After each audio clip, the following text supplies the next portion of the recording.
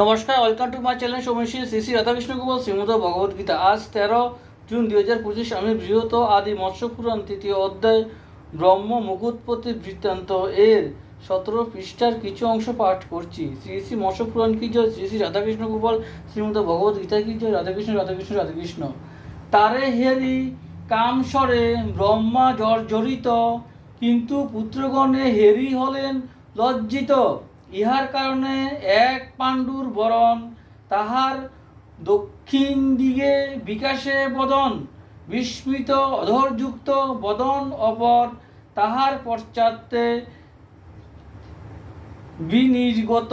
অতঃপর অনন্তরে কামাতুর চতুর্থ বদন, সে বিভুর বামভাগে হইল সৃজন। কাম দ্বারা বিমোহিত হইলে অবশেষে আর এক মুখ প্রকটিত ঊর্ধ্বদেশে।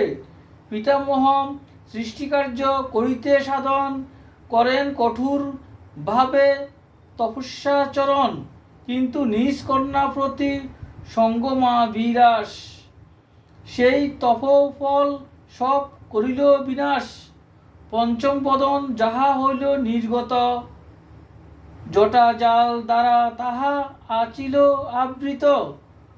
পুত্রগণে উপদেশ দেন পদ্মাসন, সুরাসুর নর প্রজা করিতে সৃজন।